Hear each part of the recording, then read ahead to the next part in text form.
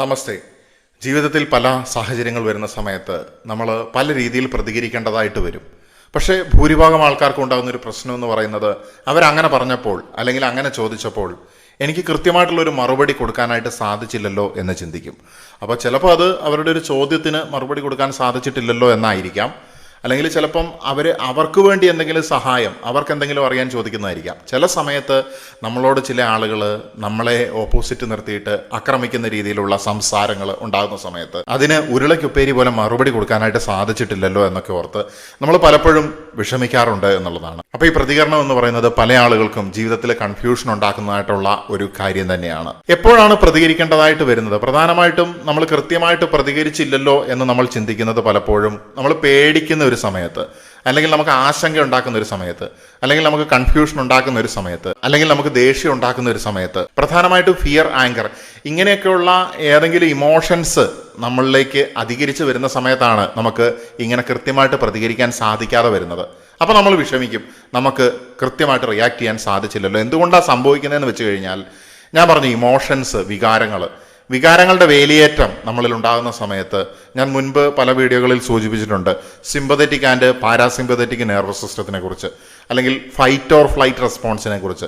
അത് ഞാൻ മുമ്പ് പറഞ്ഞതുകൊണ്ട് ഇപ്പം ഞാൻ വിശദീകരിക്കാനായിട്ട് നിൽക്കുന്നില്ല. എനിവേ, നമുക്ക് ചിലപ്പോൾ ഫൈറ്റ് റെസ്പോൺസ് ആയിരിക്കും, അല്ലെങ്കിൽ ഫ്ലൈറ്റ് റെസ്പോൺസ് ആയിരിക്കും.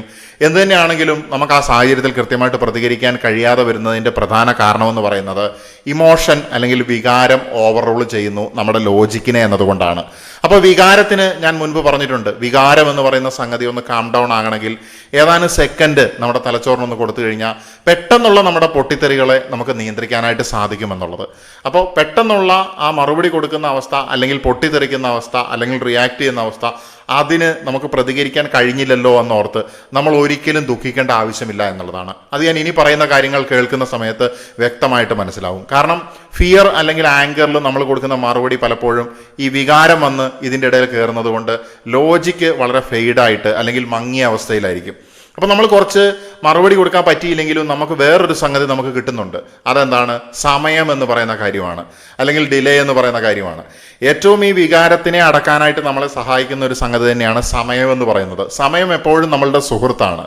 നമുക്ക് എത്ര ഡിലേ വന്നാലും എന്ത് വന്നാലും ആ സമയം എന്ന് പറയുന്നത് നമ്മുടെ സുഹൃത്താണ്. കാരണം ഈ സമയത്തിന് ഉപയോഗിക്കുന്ന സമയത്ത് നമ്മുടെ ഈ വികാരങ്ങൾ പതിയെ താന്നു പോവുകയും നമ്മുടെ ബ്രെയിൻ കൃത്യമായിട്ട് വർക്ക് ചെയ്ത്, അല്ലെങ്കിൽ നമ്മുടെ ബ്രെയിൻ തന്നെയാണ് വികാരത്തിനെ ഹാൻഡിൽ ചെയ്യുന്നത്. എന്നിരുന്നാലും ഞാൻ പറയുകയാണ്, നമ്മുടെ ലോജിക്കൽ ബ്രെയിൻ കൃത്യമായിട്ട്, അങ്ങനെ നമുക്ക് പറയാം, കൃത്യമായിട്ട് അത് വർക്ക് ചെയ്യുകയും അപ്പോൾ നമുക്ക് കൂടുതൽ ക്ലാരിറ്റി ലഭിക്കും. അപ്പോൾ നമ്മൾ ഇവിടെ ഈ വികാരം ഒന്ന് കാം ഡൗൺ ആകുന്ന സമയത്ത് ലോജിക്കൽ ബ്രെയിനിന് കൃത്യമായിട്ട് പ്രവർത്തിക്കാനുള്ള അവസരം കിട്ടുന്ന സമയത്ത് നമ്മുടെ അനലിറ്റിക്കൽ ഇൻ്റലിജൻസ് ആയിക്കോട്ടെ, അല്ലെങ്കിൽ അത്തരത്തിലുള്ള ഭാഗങ്ങളൊക്കെ ഒന്ന് ക്ലിയർ ആയിട്ട് പ്രവർത്തിക്കുമ്പം ഈ വിഷയത്തെക്കുറിച്ച് ക്ലാരിറ്റി കിട്ടുന്നു. അപ്പം നമ്മൾ വിചാരിക്കുമോ, ഞാൻ അന്നേരം അങ്ങനെ പറഞ്ഞിരുന്നെങ്കിൽ അത് മണ്ടത്തരമായേനെ, ഇപ്പം ഇങ്ങനെയാണ് ഇവിടെ ചെയ്യേണ്ടത്. അപ്പോൾ നമ്മുടെ റിയാക്ഷനാണ് പലപ്പോഴും നമ്മളെ പ്രശ്നങ്ങളിലേക്ക് കൊണ്ട് ചാടിക്കുന്നത് എന്ന് ഞാൻ പറഞ്ഞിട്ടുണ്ട്. ഈ നമ്മളെ ജീവിതത്തിൽ മാനിപ്പുലേറ്റ് ചെയ്യുന്ന ആൾക്കാർക്ക് പ്രധാനമായിട്ടും വേണ്ട ഒരു കാര്യം എന്ന് പറയുന്നത് നമ്മുടെ റിയാക്ഷനാണ്. ഇപ്പം നമ്മളൊന്നും പ്രതികരിക്കാതിരുന്ന് കഴിഞ്ഞിട്ടുണ്ടെങ്കിൽ അവർ പവർലെസ് ആയിട്ട് മാറുകയാണ്. അവരുടെ പവർ കുറഞ്ഞ് അവർ ബലഹീനരായിട്ട് മാറുകയാണ്. കാരണം അവരുടെ ബലം എന്ന് പറയുന്നത് നമ്മൾ ഒന്നെങ്കിൽ ആങ്കറിൽ, ദേഷ്യത്തിൽ, അല്ലെങ്കിൽ നമ്മൾ പേടിയുടെ അവസ്ഥയിൽ, അല്ലെങ്കിൽ പാനിക്കായിക്കൊണ്ട് നമ്മുടെ വികാരത്തിൻ്റെ അടിസ്ഥാനത്തിൽ എന്തെങ്കിലും റിയാക്ഷൻ കൊടുക്കുന്നതിനെയാണ് അവരെടുത്ത് ഉപയോഗിക്കുന്നത്, അല്ലെങ്കിൽ അതിൽ നിന്നാണ് അവർക്ക് ചാർജ് കിട്ടുന്നത്.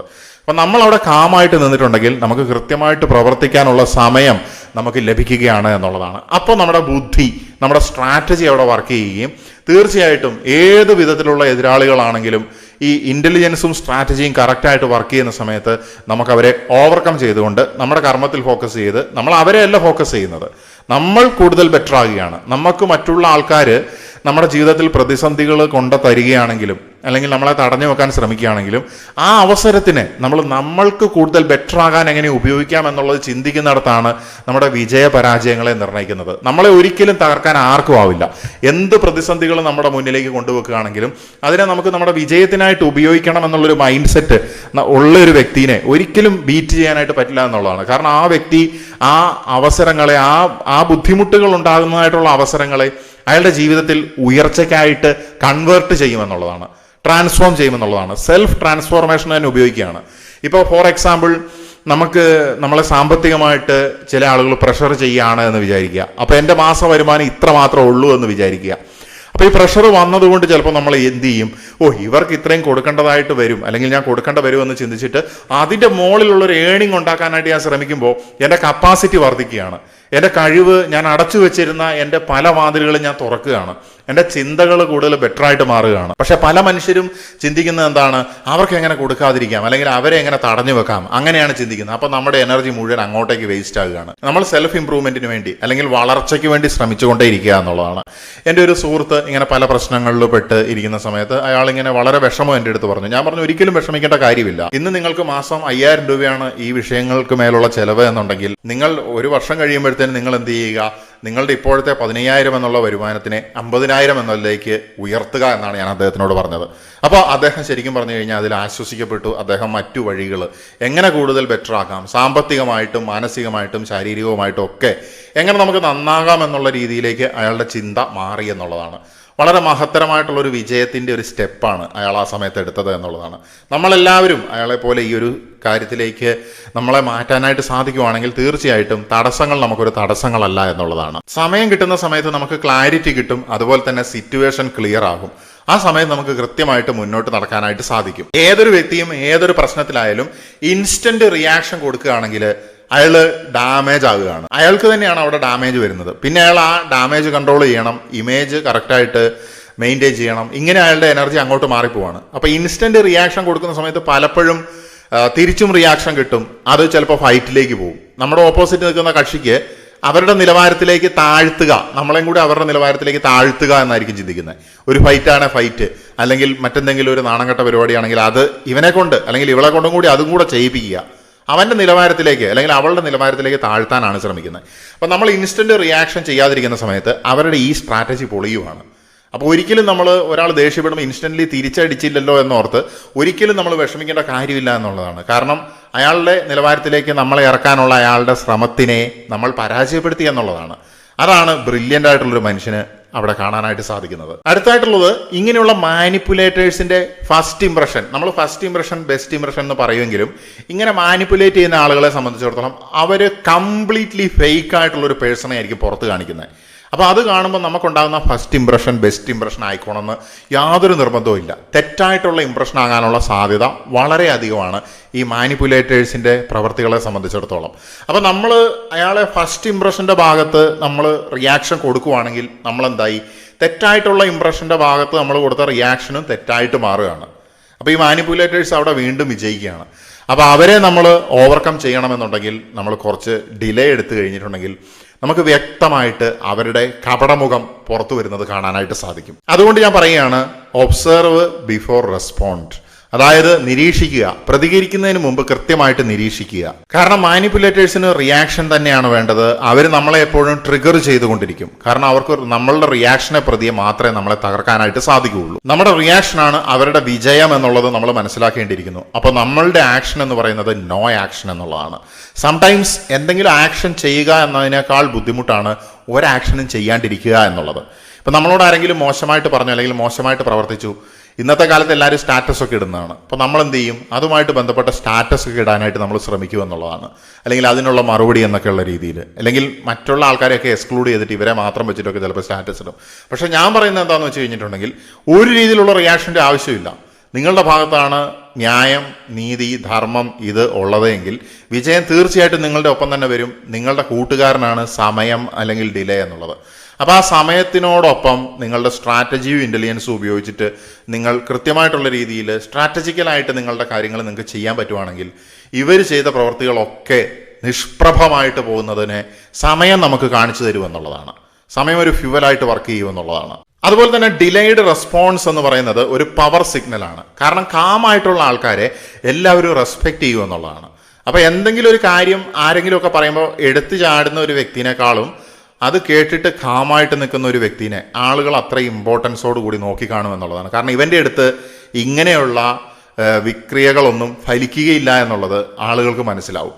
അപ്പോൾ അവൻ അവിടെ ഒരു കാം അതോറിറ്റി ആയിട്ട് മാറുകയാണ്, ഒരു പവർ സിഗ്നലായിട്ട് മാറുകയാണ്. അപ്പം ഞാൻ പറയുകയാണ്, നമ്മൾ ഓരോരുത്തരും ഈ ഒരു രീതിയിലേക്ക് നമ്മളെ മൈൻഡിനെ ഷിഫ്റ്റ് ചെയ്യണം. നമ്മളെ പ്രൊവോക്ക് ചെയ്തിട്ട് റിയാക്ട് ചെയ്യിക്കാനായിട്ട് അല്ലെങ്കിൽ റിയാക്ഷൻ ട്രിഗർ ചെയ്യാൻ വരുന്ന ആൾക്കാരുടെ മുന്നിൽ നമുക്കൊരു കാം അതോറിറ്റി ആയിട്ട് നിൽക്കാൻ കഴിയുന്നുണ്ടെങ്കിൽ തന്നെ നമ്മൾ ഹാഫ് ഗെയിം ജയിച്ചു എന്നുള്ളതാണ്. കാരണം എപ്പോഴും ഇമോഷണൽ പ്ലെയേഴ്സ് അല്ലെങ്കിൽ ഒരുപാട് ഒച്ച ഉണ്ടാക്കുന്ന ആൾക്കാർ മികച്ച കളിക്കാരനായിക്കോണമെന്ന് യാതൊരു നിർബന്ധവുമില്ല.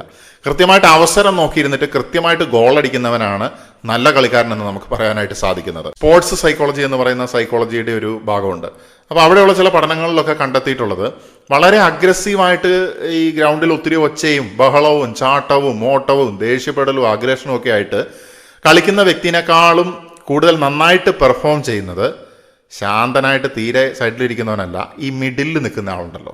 അതായത് ഓവർ അഗ്രഷനും ഇല്ല, ഓവർ ഈ പറഞ്ഞ പോലെ ഇനാക്റ്റീവും അല്ല. ആ രണ്ടിൻ്റെ ഇടയ്ക്ക് നിൽക്കുന്ന ആൾക്കാണ് പോലും നല്ലതായിട്ട് പെർഫോമൻസ് കൊടുക്കാനായിട്ട് സാധിച്ചിട്ടുള്ളത്. ഇത് സ്പോർട്സ് സൈക്കോളജിയിൽ ഒരു കണ്ടെത്തലാണ്. നമ്മുടെ ജീവിതത്തിലേക്ക് വരികയാണെങ്കിലും ഈ ഒരു കാര്യത്തിനെ നമുക്ക് ജനറലൈസ് ചെയ്യാനായിട്ട് സാധിക്കും ഒരു വലിയ പരിധി വരെ. അപ്പോൾ നമ്മൾ കാമായിട്ട് നിൽക്കുകയാണെങ്കിൽ, നമ്മൾ റിയാക്ട് ചെയ്യാതെ നിൽക്കുകയാണെങ്കിൽ ആരാണ് ഗെയിം കൺട്രോൾ ചെയ്യുന്നത്?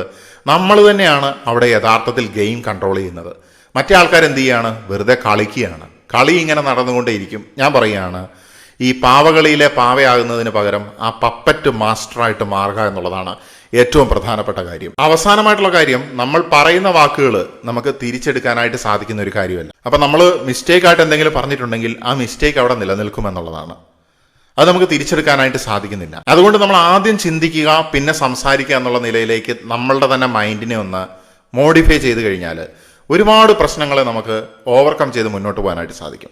മറ്റുള്ളവർ അവരുടെ നിലവാരത്തിലേക്ക് വലിച്ച് താഴെ ഇടാനായിട്ട് നമ്മളെ ശ്രമിക്കുമെന്നുള്ളതാണ്. പക്ഷേ അതിലേക്ക് വീഴാതെ തന്നെ നമ്മുടെ ആ നിലവാരത്തിൽ നിന്നുകൊണ്ട് തന്നെ നമുക്ക് മുന്നോട്ട് പോകാനായിട്ട് സാധിക്കും. ചുരുക്കി പറഞ്ഞിട്ടുണ്ടെങ്കിൽ ഉടനെ പ്രതികരിക്കുന്നത് ബലഹീനതയാണ്, എന്നാൽ സമയമെടുത്ത് പ്രതികരിക്കുന്നത് പവറാണ് എന്ന് ഞാൻ പറയുകയാണ്. അപ്പം നമുക്ക് ശക്തരാകാൻ വേണ്ടിയാണ് നമ്മുടെ ആഗ്രഹം എന്ന് പറയുന്നത്. സോ നമ്മൾ ഉരുളയ്ക്ക് ഉപ്പേരി പോലെ മറുപടി കൊടുത്തിട്ടില്ലെങ്കിലും അതൊരു തെറ്റല്ല, അത് നിങ്ങളുടെ ശക്തിയാണ് അവിടെ കാണിക്കുന്നത്.